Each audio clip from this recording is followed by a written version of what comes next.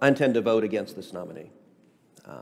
I have been growing increasingly concerned over the last 2 weeks by what appears to be a concerted, coordinated pivot towards China by the new Biden administration.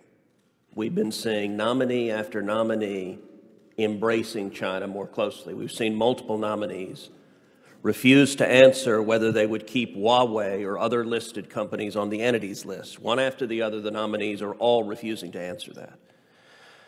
With Ms. Thomas-Greenfield, her speech at the Confucius Institute, I think, raises very serious concerns. Now, we saw her come before this committee and apologize for speaking to the Confucius Institute.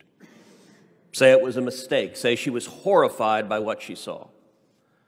I think there's several observations that are important. Number one, this speech wasn't something given decades ago with the innocence of youth. This speech was given in October of 2019, just over a year ago. Several of the defenders of this nomination have spoken of the wonderful virtues of Savannah State and historically black colleges and universities.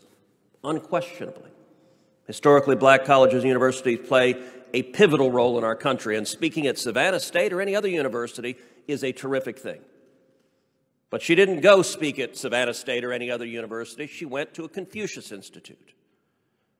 And as the members of this committee knows, Confucius Institutes are controlled and are paid for by the Communist government of China. They engage in rampant espionage and propaganda paid for by China. And there are multiple members of this committee, Republicans and Democrats with whom I've worked, to pass legislation that has shut down dozens of Confucius Institutes across this country. And so to go and speak at a Confucius Institute, I ask each member of the committee, would you speak at a Confucius Institute? I don't think there's a member of this committee that would. It is not complicated to know that this is an organ of the Chinese Communist government. In explaining what she said, she also suggested, I don't know that she used this phrase, but her answer suggested that, well, she went to speak truth to power. I wish that were the case. I would actually feel quite encouraged if that had been what she had done. But we have the transcript of the speech she gave. And that transcript is not speaking truth to power. The speech she gave does not have one single critical word about China.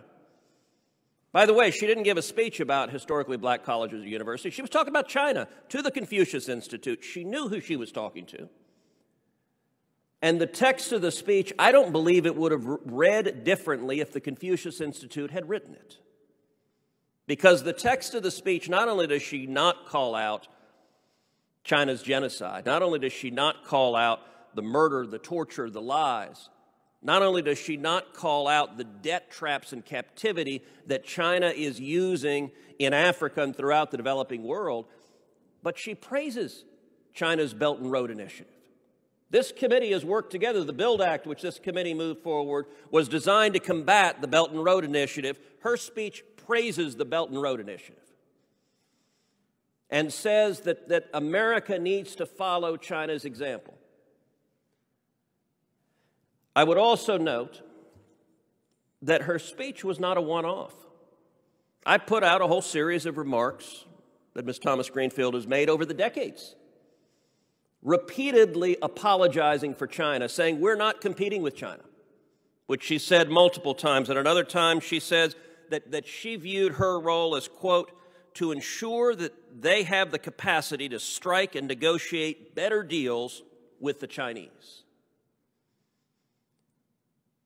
And I asked the members of this committee, at a time, China, I believe, poses the single greatest geopolitical threat to the United States over the next century. We need a UN ambassador who will stand up to China's pervasive influence at the United Nations. And given her record, I have no confidence that this nominee would do so. Now, for those who are listening and watching and wondering, well, is the speech really as described? I would encourage folks, read for yourself. the text of the speech, and Mr. Chairman, I would ask unanimous consent that the transcript of Ms. Thomas-Greenfield's October 25th, 2019 remarks at Savannah State's Confucius Institute be entered into the record. Without objection. So I would encourage folks, read the speech for yourself and ask yourself this: would you be proud to see the representative for the United States of America giving that speech at the United Nations? I don't think the answer is yes, and I think